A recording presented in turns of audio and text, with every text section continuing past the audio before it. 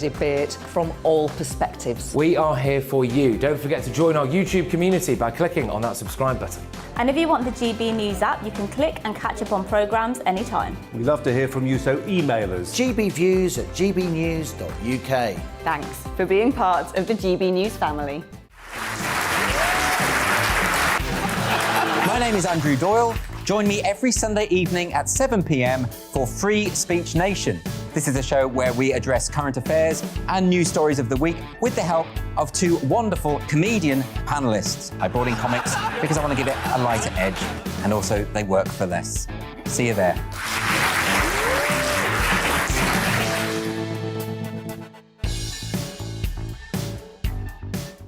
Join my show Farage, 7 p.m. till 8 p.m. Monday through Thursday, and there you will get opinion, analysis, debate, and I'll cover stories that nobody else dares to touch.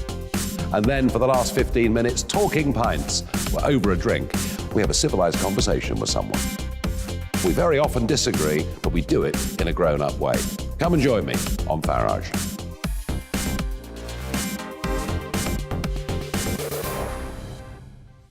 I'm Colin Brazier.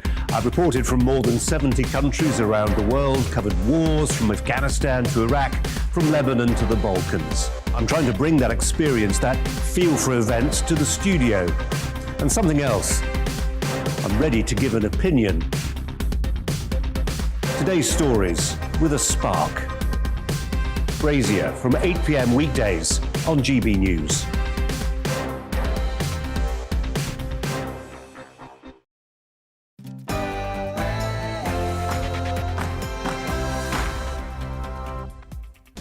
Hello and welcome to the briefing with me, Gloria De Piero. Lots coming up today. We've the latest on COVID as restrictions come back in England.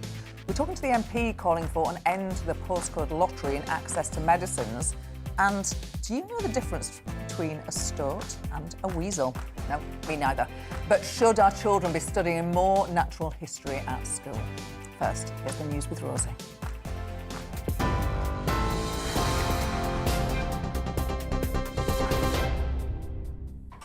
Good afternoon, I'm Rosie Wright. This is your news at 12 o'clock.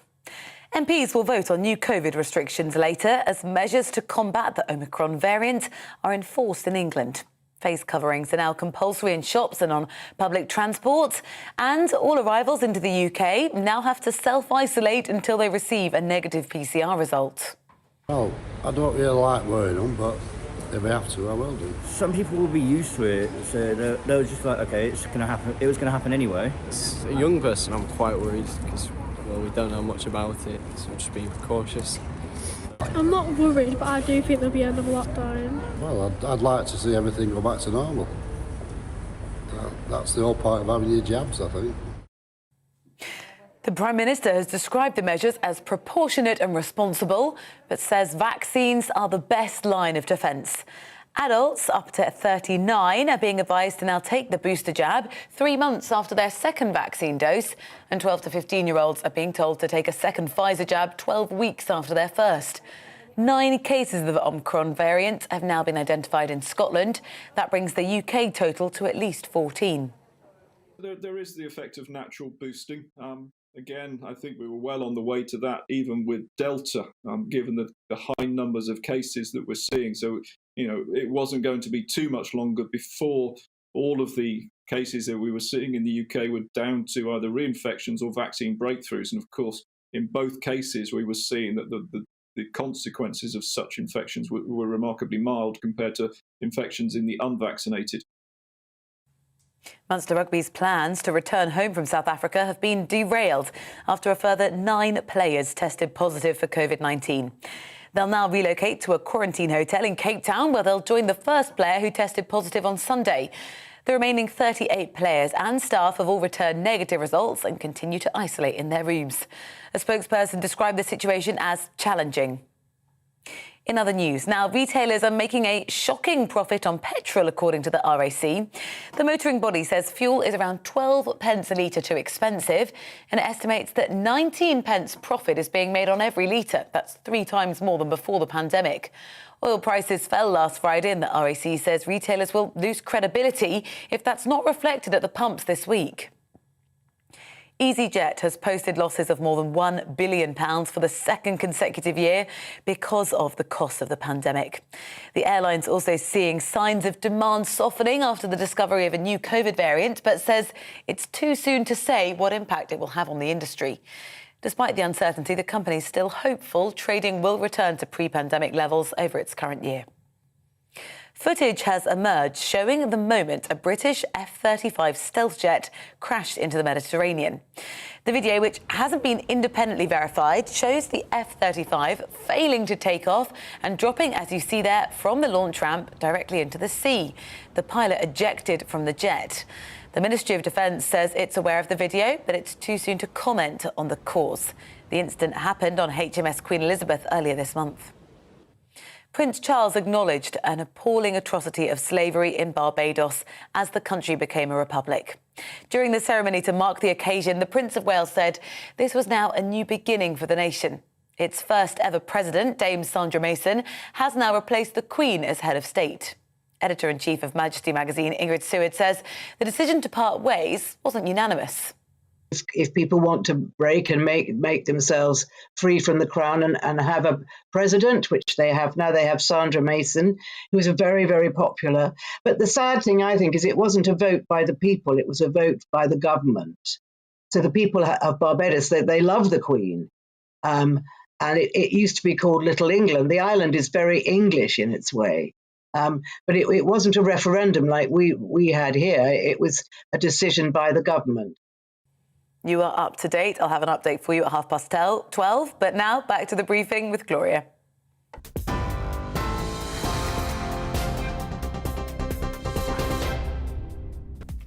Coming up this hour on the briefing, as restrictions return in England, has the government got the balance right? We've been asking people in Bolton. We'll be talking to the MP calling for an end to the postcode lottery for medicines. She wants drugs approved by NICE to be available to all of us, no matter where we live. And how much do you know about the natural world around you? Should our kids be studying natural history at GCSE? Give me your political briefing. Send in your views and opinions by emailing gbviews@gbnews.uk or tweet me at gbnews.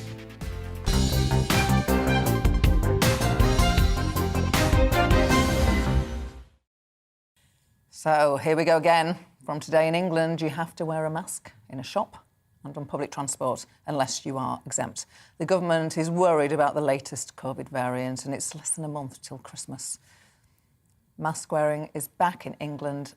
Bradley Harris, our North West reporter, is in Bolton finding out what people make of it. Bradley, good to see you. What do people in Bolton make of it? Yeah, well, people have been waking up this morning to these new measurements of wearing a face covering in public settings like bus stations, buses, trams, on trains, and also in shops and supermarkets. Those are the new measurements that came into force from 4 a.m. this morning. And as I'm in a bus station, I will pop on my face covering like many other people who are having to do that today because it is mandatory. The government have made it mandatory to wear a face covering now in places like a bus station. And people here in Bolton are adhering to those rules. There are many people here today who are putting a face mask back on. There are colleagues from Transport for Greater Manchester who are walking around this complex with boxes of face coverings, handing them out to members of the public who may have forgotten or maybe not even aware that these new measurements are in place today. There are a couple of people, though, around me that have decided not to wear one today, maybe because they weren't aware or simply are choosing not to. Of course, some people are exempt from wearing a face covering and don't have to wear one. There was one gentleman this morning who said to me that actually he isn't going to wear one, and if the bus driver asks him to put a face covering on, then he will put one on. But if he isn't going to be asked, then he simply isn't going to put a face covering on. So some people are a little bit sceptical about this. Of course, many people are kind of unsure whether using a face covering when they haven't had one on for quite some time is the right thing to do now. Whether it actually works is what some other people are telling me scientifically. Is it even working wearing a face covering? What's the science behind it? But again, others are willing to put on their face covering simply if it means that they can see their family at Christmas. earlier on I was chatting to some members of the public about this face covering decision and them coming into force today. Let's just hear what some members of the public had to say earlier today. As a young person, I'm quite worried because, well, we don't know much about it, so I'm just being cautious. We're the younger generation, and I haven't taken the vaccine yet, so I'm not really that worried about it, to be honest. Yeah. I'm not worried, but I do think there'll be another lockdown. What are your thoughts on face coverings becoming mandatory in bus stations, on buses, and in shops again? What are your thoughts on that? Well, I don't really like wearing them, but if I have to, I will do. Well, I'd like to see everything go back to normal. That's the whole point of having your jabs, I think. Some people will be used to it, so they'll just like, okay, it's going to happen. It was going to happen anyway. But for me, I didn't even expect it because it's like 1 minute I'm going to college, just like every other person, like my age, and then I get a message from my mum saying that she found out on social media that the face masks were being brought in on Monday, and it's like, well, that's new. So those are the views from some members of the public here today in Bolton. It's interesting, isn't it, from that gentleman just then saying that he found out about these new measurements from social media via his mother. It kind of asks the question, how good are the government communicating this? How good is the communication from the government with these new measurements? Here in the bus station, there is a sign saying you must wear a face covering on public transport. They are dotted around this big complex today. But still people are waking up, not realising that these new measurements have come into force, and some are finding out simply by checking on social media sites. So at the moment, people are queuing up right now for the number 7 bus, and it looks like that everybody is wearing a face covering, but take a bit further down, and we've got another bus, the number 36, there's 2 people not wearing one. So it's mixed messages, and whether later on in the day, and with days to come as these measurements start to take place, people start to realise the importance of wearing one and decide to, that's up to them. But at the moment, there are some people here who are wearing them and some that aren't. And Bradley, when you were out and about talking to people, did you get a sense that they were worried or nervous about Christmas? Yeah, it's interesting, isn't it? Because obviously Christmas last year was a different story. This year, people are hopeful that they can get back to see their family and friends again. Certainly when I've been asking people about the Omicron variant and whether they're worried about that and their impact on Christmas plans, actually people have been saying they don't know anything about this new variant, and actually all people want to do is see their family. And if that means that people have to wear face coverings when they're on public transport and when they're in shops, then a lot of people are saying, so be it. If that means I can see my mum and dad and my grandparents, then fair enough. But others, and there are quite a few of these people around who were saying to me this morning, look, we've had enough of these restrictions. We've had enough of not living our lives in the normal way that we have done for years gone by. We've had enough of hearing about new variants. We want to get on with our lives. We no longer want to wear face masks, and that's our right.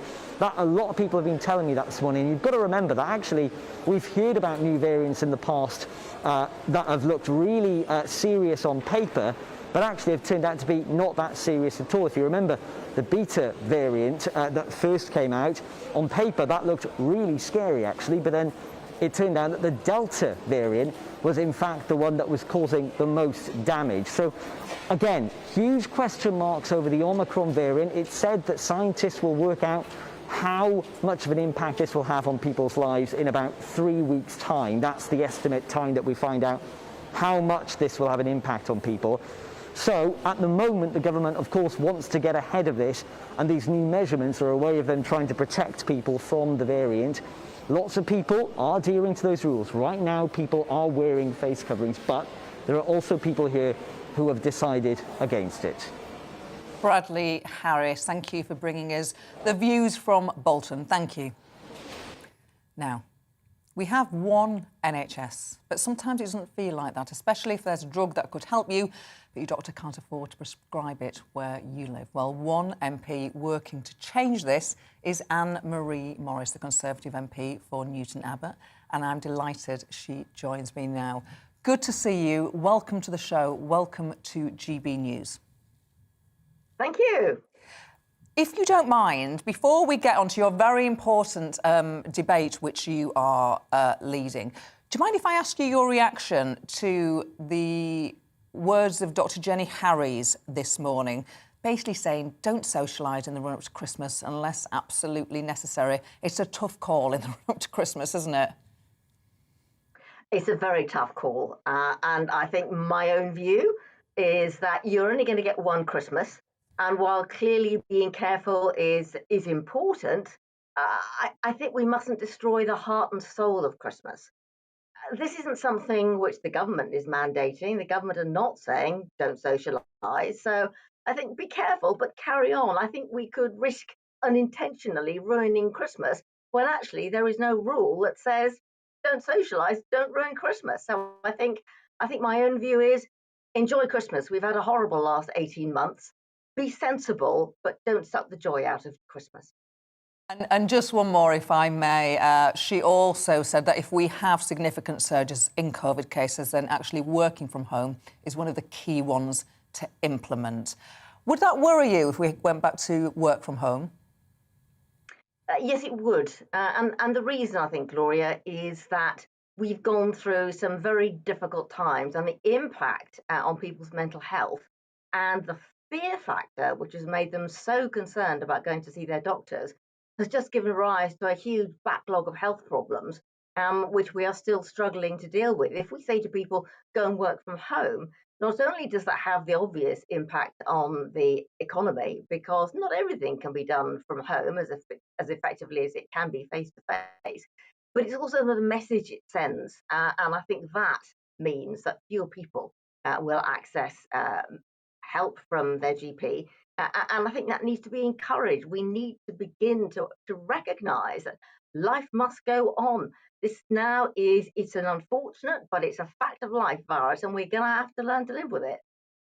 We're voting with the government this afternoon, I assume, just on mask wearing. No, I won't be supporting the government. I will be abstaining because I do not believe at the moment what is being proposed is proportionate. It's my view that we need a lot more evidence, and I think my fear is that while the government its proposal is absolutely well intended, it is something which I think may result in more than just the wearing of masks. I think what it may land up with is schools closing. It may land up with the plays at schools being cancelled. It may land up with if you like, the unintentional cancellation of Christmas, even though that was not what was intended. So I understand why the government's doing what it's doing, but I think I would have preferred to have seen that in guidance rather than regulation. Thanks very much. That's very clear. Now, on to the debate that you are leading in Parliament. Just tell us about the scale of the problem of being prescribed particular medicines in different parts of the country. Okay, the challenge is that when a drug is approved by NICE, so that means not only is it safe, but it's cost effective. For it then to be available, it has to be on the approved list of drugs that any health authority has. And if it's not on the list, then it can't be prescribed because there's no mechanism for the clinician to get repaid. So the consequence of that is you can't get access. At the moment, there was no obligation for these drugs to be included in formularies. I believe it should be mandated. I've put forward an amendment to the Health and Care Bill to that effect. Were that the case, then it would be something which everybody could access. But there is a second problem, and that is that the NICE approval normally applies to just one particular medical condition. Now, these drugs often can solve a number of different health problems. And these other health problems, if you have one of them, would not entitle you to access to this drug. And so the consequence of that is that you then have to negotiate with the local health authority to see whether or not they will pay for it, whether they will contribute to the cost. And what's happening in practice is some drugs, something like Avastin, for example, is something which, depending on where you are, you might be asked to pay £100 or £1,000 for a cycle of treatment. So it seems to me that that's not right. Well, of course, we have to manage our drugs budget, if we agreed that there was a system whereby there was also a way of reimbursing for these drugs, for these different conditions, then we wouldn't be in the position we are now. The root of the problem is that at the moment, NICE will only approve for the most cost-effective use of the drug for the particular condition. If there is something else, a different form of cancer, where it has an effect, but is not so cost-effective, then currently, rather than, if you like, a reduced pricing mechanism, differential pricing, it simply won't fund it at all. And that's what leads to the challenge we have now with different prices being paid in different parts of the country. So for me, two things need to happen. We need mandated access to all drugs which are on the NICE formulary, at least for the particular health problem that it's agreed for. And two, we need to agree differential pricing so that when it's for a different problem, nonetheless, there is a standard pricing system so there isn't a postcode lottery across the country. And finally, your chances of changing the law on this, your chances of ensuring that we don't have a postcode lottery when it comes to access to particular drugs? Well, this will take time, and you will know as well as I that nothing changes quickly in the House. This, however, is beginning to get traction. There is a lot of interest. The Health and Care Bill, in which my amendments sit, is on its way to the Lords. I'm hopeful that the Lords will take these amendments and push them. But the reality is this is going to take years. It's not going to be a quick fix. But once it's on the agenda and people realise that they don't have access to drugs which have been approved by NICE, by the NHS, then I think we will get some energy behind this. And with patient power, I think in the end, we will get this through. Marie Morris, it's been a pleasure to have you on the show today. I hope you come back again and talk to us about this important issue again. Thank you for joining us today. After the break, could you tell a stoat from a weasel? We're talking plans for a natural history GCSE that would teach teens that all-important difference as part of hopes to instil respect for the natural world. Before that, it's time for your weather. It's time to remind ourselves there's always another winter. Canary Islands sponsors the weather. Hello again. It's much milder out there today compared to yesterday. It's a fairly grey day for most, with a bit of rain across the northwest, and we'll all get some heavy rain and gusty winds overnight tonight. The isobar's fairly close together today. It is fairly breezy, and there's a tangle of weather fronts covering Scotland, and this one in particular later will bring some heavier rain to Northern Ireland and western Scotland. The rain fairly light and patchy through much of the afternoon, but also affecting northwest England, drizzly at times across eastern England. Apart from the odd spot of drizzle over the hills, much of the south dry, but it is predominantly cloudy. A bit of brightness poking through at times. We'll see temperatures up to maybe 13 Celsius. Generally double digits, so much milder than yesterday. But turning wetter through this afternoon for Northern Ireland, western Scotland. This band of heavy rain will then swing its way across England and Wales through the evening and overnight, accompanied by some gusty winds. The winds will suddenly start to whip up, and it could get very windy on some of these North Sea coasts, particularly across the eastern side of England through this evening and during the early hours. It will turn colder into tomorrow, but temperatures mostly holding up in mid-single figures tonight. A brighter day for many tomorrow, but there will be showers, lots of showers coming in across Wales, Northern Ireland, and down the eastern side. Could be quite a wet and still very windy day here. Elsewhere, I say just one or two showers, a bit more in the way of sunshine compared to today, but a colder feel with temperatures back in single figures, and add on that wind, it will feel even colder. Quite a chilly wind blowing through Wednesday. The showers mostly of rain, but increasingly turning to snow across northern Scotland during Wednesday evening, and just the threat of a bit more snow pushing south during Wednesday night and into Thursday morning. So chance it could be a bit icy on Thursday morning. There could be some snow around. Overall Thursday, though, looking like a dry and a bright day for many, with plenty of wintry sunshine. Bye for now. Canary Islands sponsors the weather. Hi, I'm Alistair Stewart, and I really hope that you can join me here on GB News. I've been in this game for 40 years, and I've made lots of friends, and I try and reflect what they think about the big stories of the day in conversation with me. That's why we call it Alistair Stewart and Friends, and you're a key part of it as well. I always get inundated with emails and messages and texts, and if they're really good, I play them back to you. 12 till 3 every Saturday and Sunday.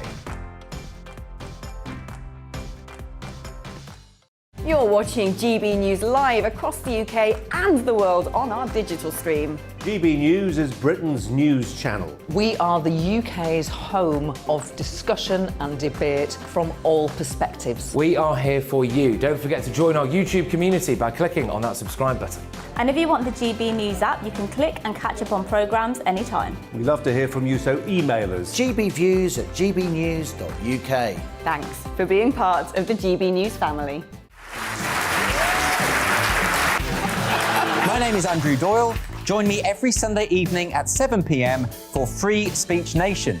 This is a show where we address current affairs and news stories of the week with the help of two wonderful comedian panellists. I brought in comics because I want to give it a lighter edge, and also they work for less. See you there.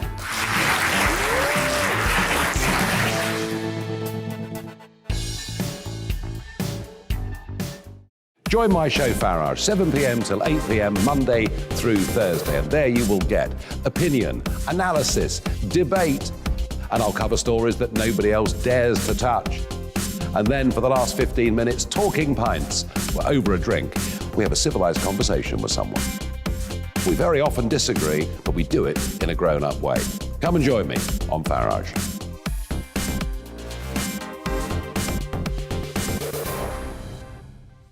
I'm Colin Brazier. I've reported from more than 70 countries around the world, covered wars from Afghanistan to Iraq, from Lebanon to the Balkans. I'm trying to bring that experience, that feel for events, to the studio. And something else. I'm ready to give an opinion. Today's stories with a spark. Brazier from 8 p.m. weekdays on GB News.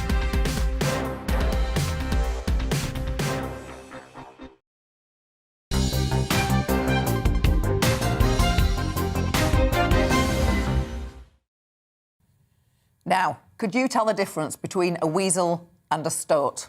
Or name 5 native UK woodland flowers?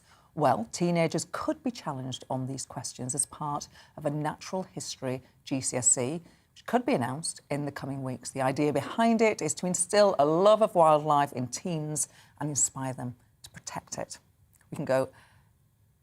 We are joined now by Caroline Ansell, the Conservative MP for Eastbourne, who will be leading the debate tomorrow. Caroline, it's lovely to have you on GB News and lovely to have you on the show.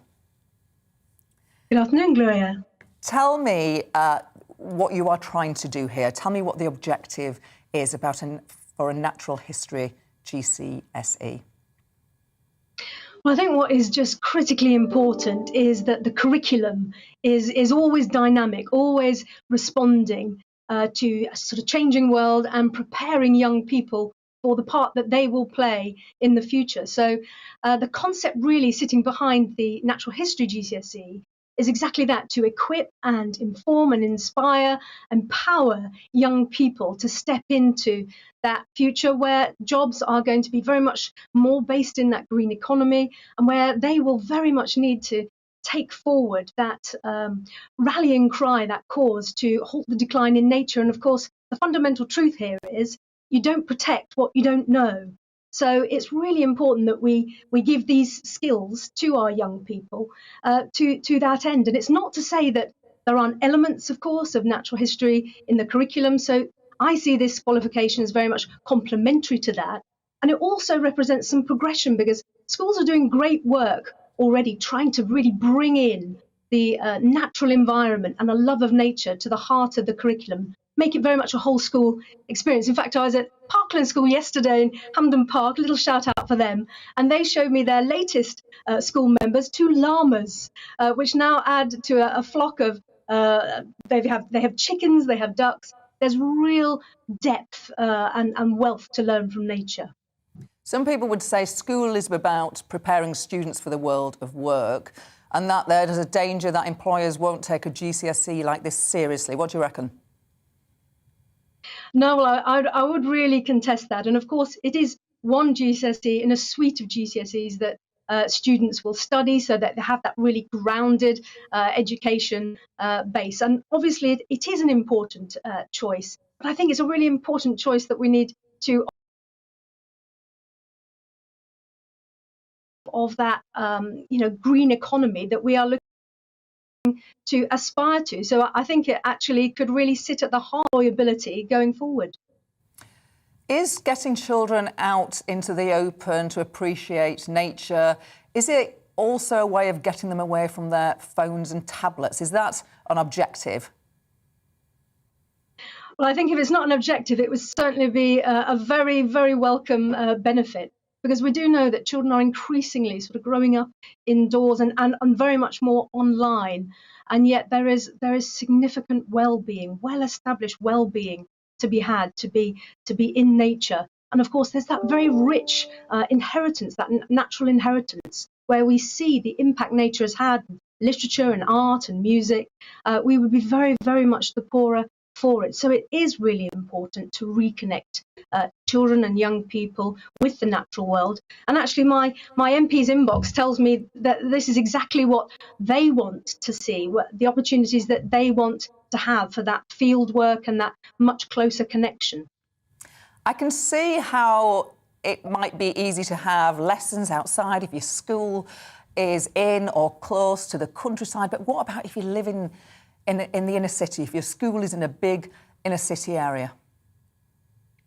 Well, of course, the subject's promoters, that they're ahead of us on that one, and they've very much designed field work to reflect the realities of where students right across the UK would find themselves. So very much field work is going to be based on that biodiversity on your doorstep, because nature always finds a way. We see that in the cracks of pavements wherever we may walk. And of course, there's also a truth that because of that sort of breakdown in connection to where we live, that sense of place, there are people I know in my own constituency, a coastal town, and children who've not actually seen the sea.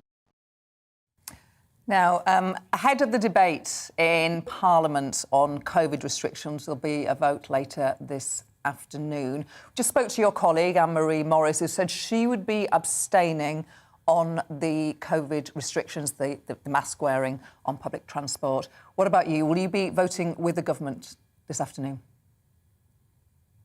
I will be voting with the government. I think the measures are proportionate, and I don't think we can afford to be complacent. And I'm very, very pro protecting the weeks ahead. I want to see schools remain open. And of course, I represent a town where the visitor economy is really important. So I want to make sure that we can all still step out and enjoy everything that my town has to offer.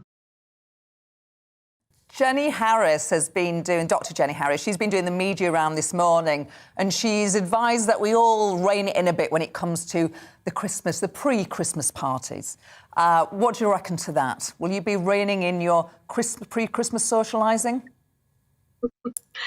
Well, I think there's definitely room for us all to be mindful and to take some of the very simple, easy, well-established precautions around sort of hand hygiene and testing, and of course stepping forward to get that booster vaccine when the moment comes. Those are the kind of precautions that I'd be very much encouraging people to see. But we want to see people live life. It's been a long time in the coming, and we've paid a very high price to get to this place. But it's really important that we are responsible, but that we continue to move forward.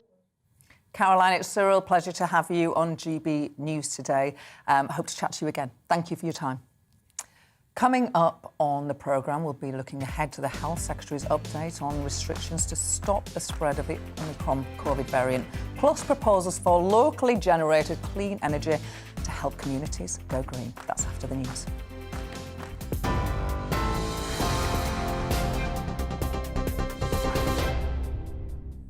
Good afternoon, I'm Rosie Wright. Let's get you up to date. MPs will vote on new COVID restrictions this afternoon as measures to combat the Omicron variant are enforced in England.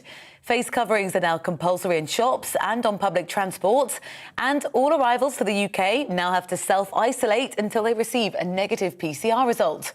The Prime Minister is due to hold a news conference at 4 p.m. Retailers are making a shocking profit on petrol, according to the RAC. The motoring body says fuel is around 12 pence a litre too expensive, and it estimates that 19 pence profit is being made on every litre. That's 3 times more than before the pandemic. French police have demolished a makeshift migrant camp near the Channel port of Dunkirk. It comes as France plans to propose what it's described as a balanced agreement between the UK and the EU in an effort to tackle the migrant crisis. The French government says it's sending a letter to Boris Johnson, and if it's received well, then talks can resume quickly. Now, footage has emerged which hasn't been independently verified, but it appears to show the moment that a British F-35 stealth jet crashed into the Mediterranean last month. It happened on the UK's flagship carrier HMS Queen Elizabeth. The Ministry of Defence says it's too soon to comment on the cause of the incident. Prince Charles has acknowledged the appalling atrocity of slavery in Barbados during a ceremony that marked its transition to a republic. The nation's first ever president, Dame Sandra Mason, has now replaced the Queen as head of state. You are right up to date. I'll be back and keeping you up to date across the afternoon here on the channel.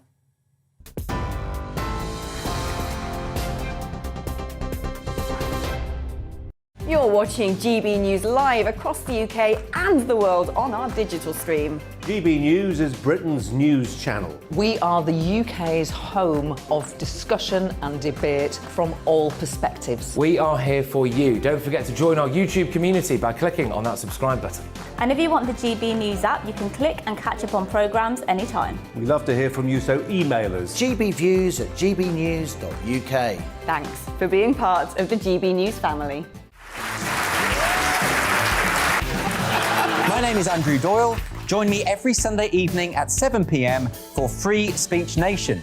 This is a show where we address current affairs and news stories of the week with the help of 2 wonderful comedian panellists. I brought in comics because I want to give it a lighter edge, and also they work for less. See you there.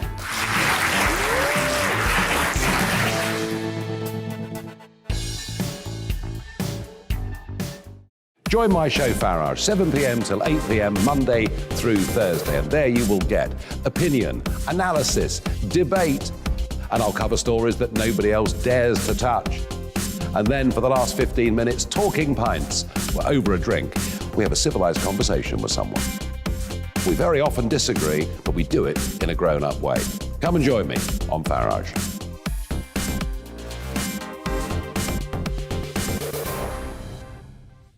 I'm Colin Brazier.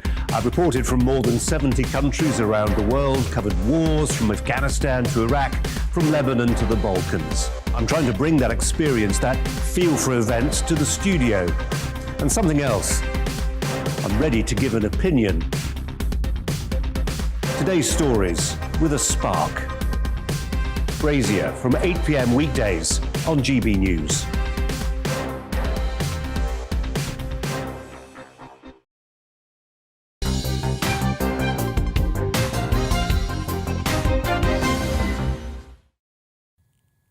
Now, we're all being told we need to go greener, but how do you do that with a big energy supplier? Well, one proposal is for clean, locally generated energy.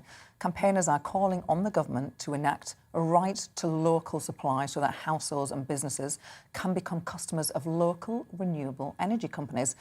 MPs will debate those plans later this afternoon. And let's speak to the Liberal Democrat MP for Bath, who is leading that Westminster Hall debate later. Vera Hobhouse, welcome to the programme. It's your first time, I think. It's very nice to see you. Hello.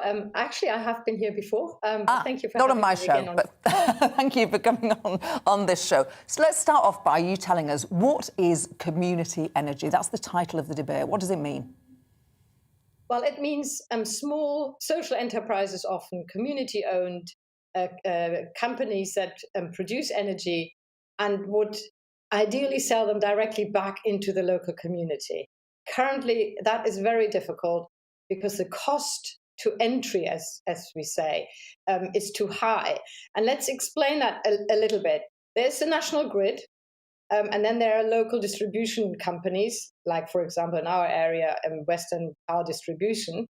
And using the grid, like using the motorway, has a cost. It includes also liabilities when there are outages and so on and so forth. So for small players, these entry costs to use the national grid to bring energy into households is too high. And therefore we need to change something. Just want to pay our bills and not get ripped off by the big suppliers for, putting the heating on. Shouldn't that be the policy goal rather than an alternative, more complicated solution? It's not more complicated, it's an easier solution.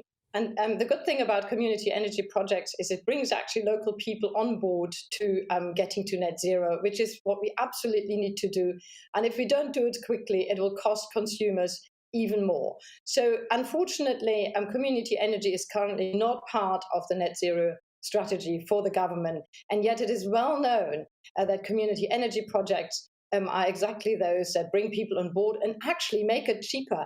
Because imagine the small companies have to sell it to the big companies and they then sell it back to the consumer. So that's an additional cost.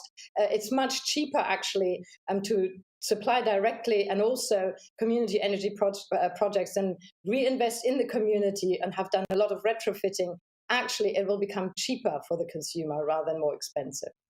And are there many of these schemes already in existence? There are, and in Bath, we have got Bath and West Community Energy, who have already done a great work. They are having the potential to deliver directly to 4,000 homes, but the potential of the sector is 12 to 20 times higher, and this potential is not currently realized because the regulations are outdated. They're from the 1990s. We need a new model, and we want the government to put their mind to it. We want to work with the government to create a model that is far better for the future, and particularly to get to net zero and get people on board and take ownership of getting to net zero. How much expertise do you need to set up one of these community energy schemes? If somebody is watching and thinks, well, that sounds like a good idea, where do you even start?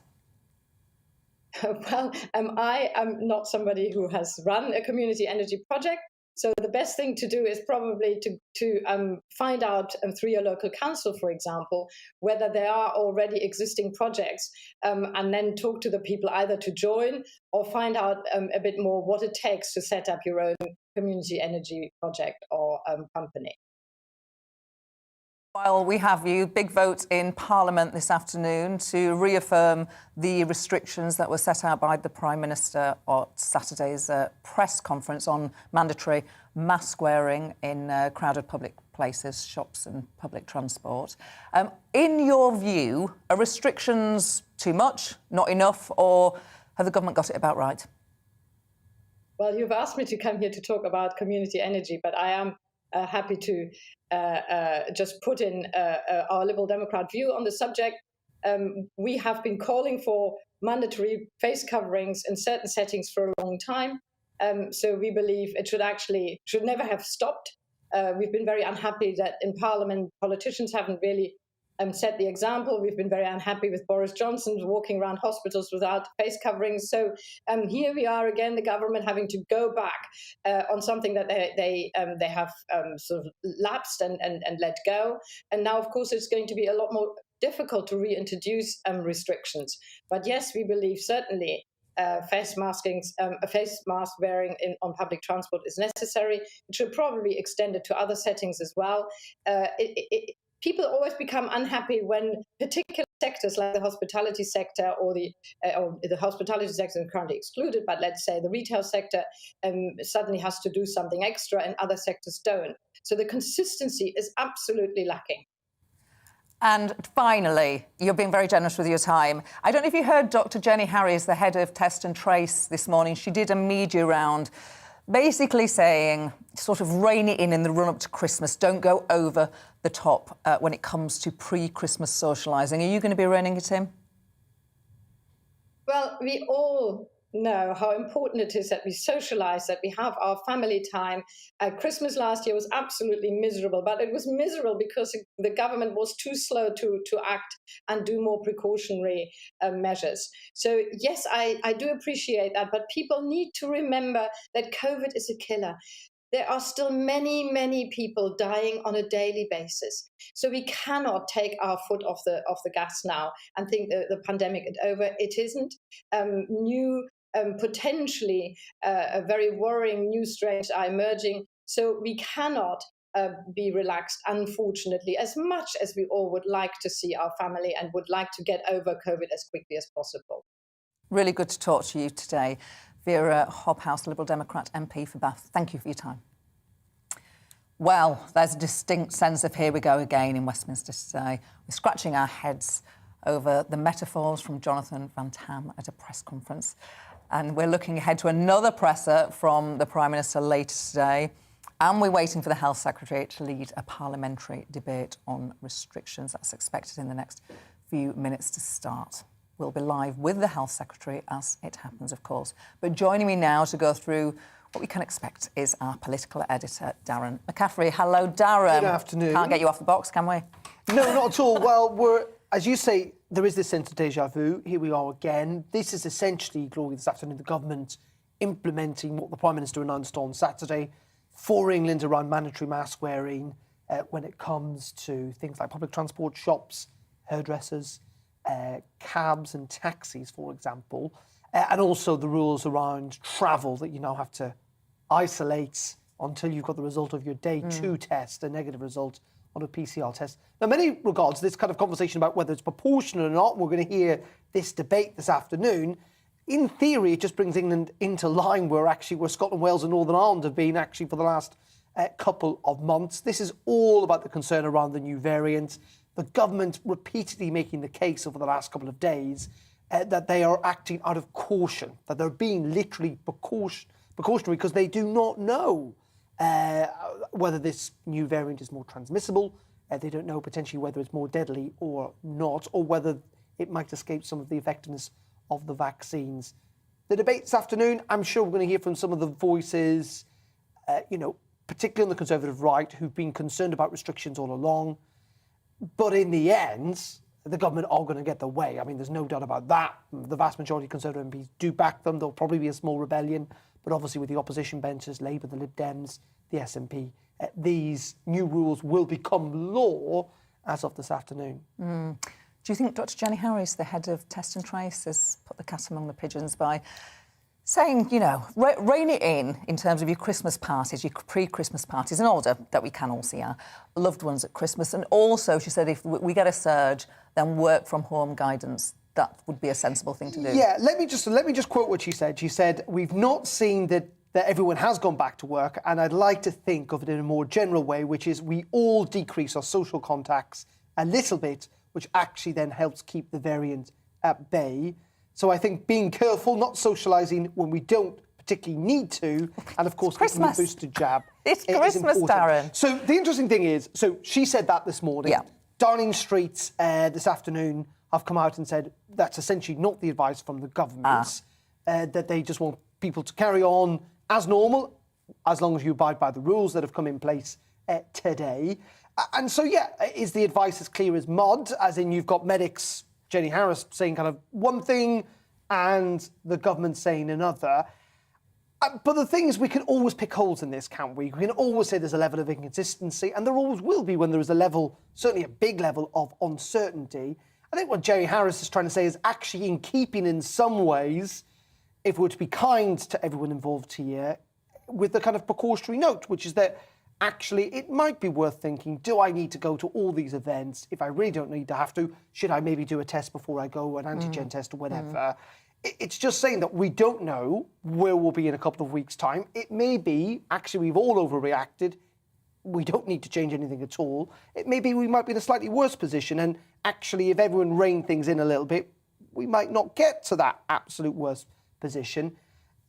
Is it helpful, of course, when government advice is always clear? Yes, it is. But at the same time, do some people within government or some scientists want the UK government to be more cautious than it has been in the past?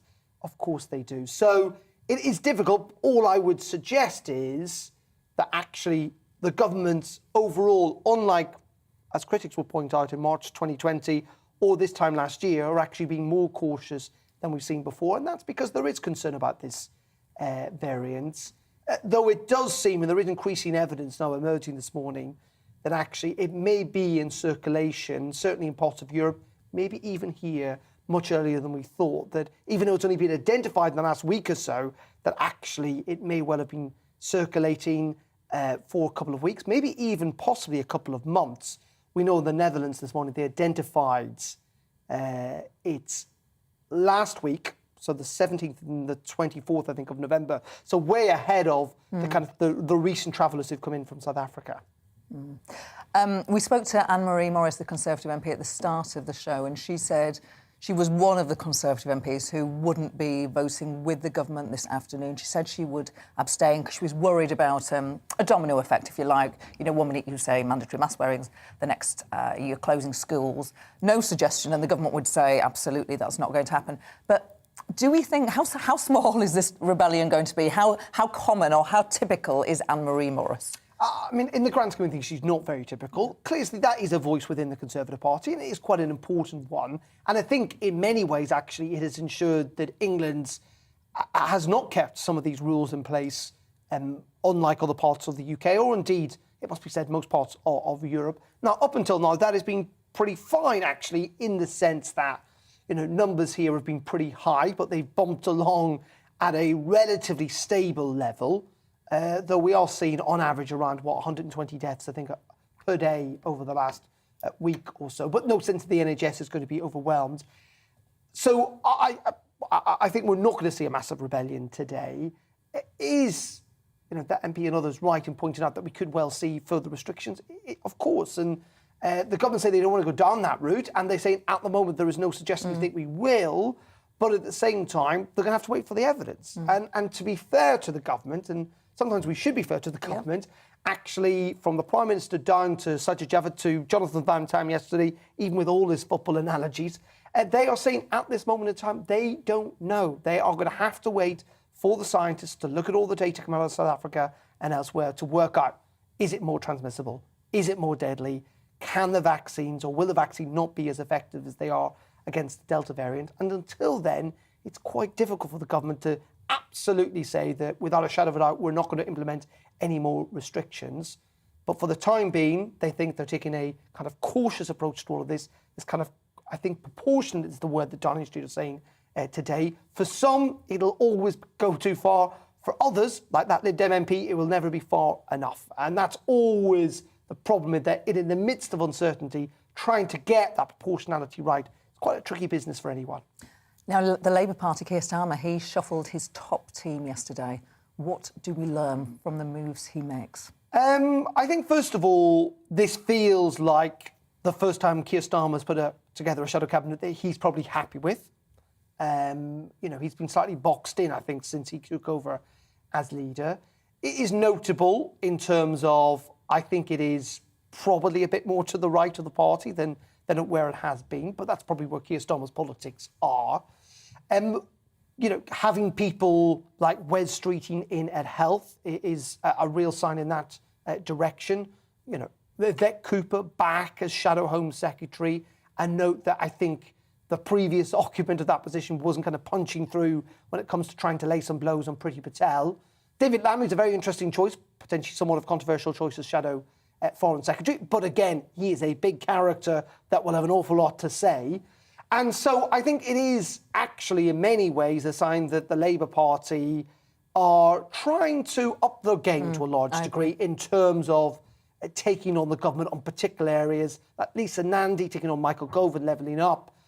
Also, you know, to a large degree, moving people out like Lord Faulkner, who, you know, wasn't necessarily, you know, in a difficult brief, but not necessarily making much of an impact. So, I mean, you know these characters better than almost anyone else. I think the sense is that actually this is a shadow cabinet that in taking on the government of the day from a much stronger position.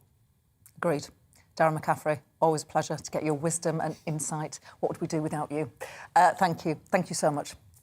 Now, your views on what we've been discussing. Shawsy Colin on Twitter is unimpressed with the idea of cutting down socialising ahead of Christmas. This never-ending nanny state, there's nothing wrong with having a few drinks with friends and family. The fun suckers will not stop me. DJ Morpheus. He or she is unimpressed with the advice on masks. I cannot and will not wear a mask. No way in hell am I going to risk my life to wear something that firstly doesn't work and secondly causes me to struggle to breathe badly. Another viewer also unimpressed with our very own Bradley wearing a mask. I remind you, it is the rules. Victor Rickett tweets to say, the moment your reporter in the bus station put the mask on, I switched off. I will not be switching back on. Well, Victor, I hope you're still watching. Bradley was just following the rules.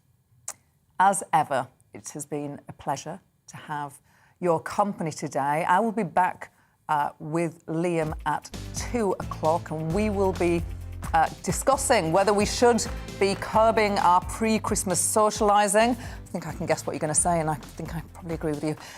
You've been watching The Briefing with me, Gloria De Piero. The show is back every Monday to Friday from noon. Up next, it's On the Money with Liam Halligan. I'll be back at 2 with Liam. For now, it is time for your weather.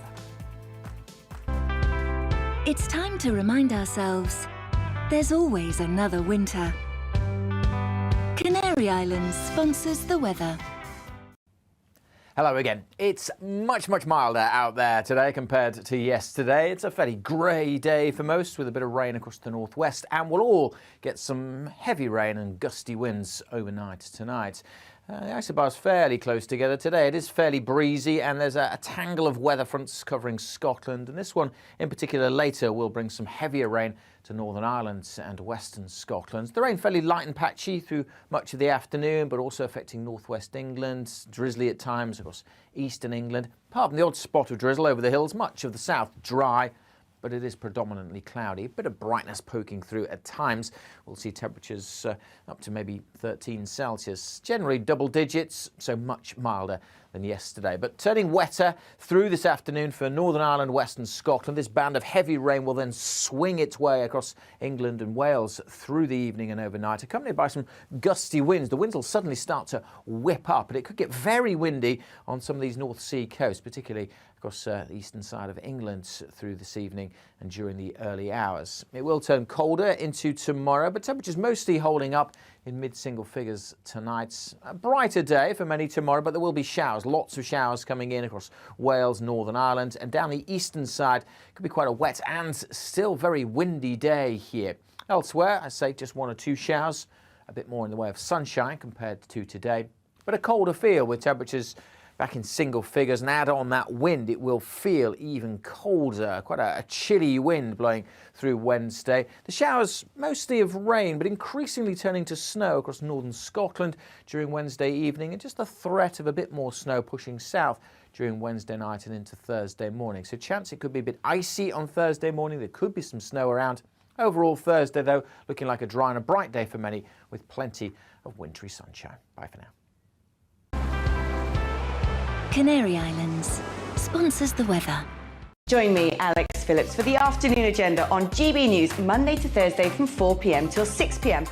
We don't lecture to you or try to tell you what to think. We do a deep delve into a topic with views from across the range of debate, therefore leaving you, the viewer, to make up your own mind.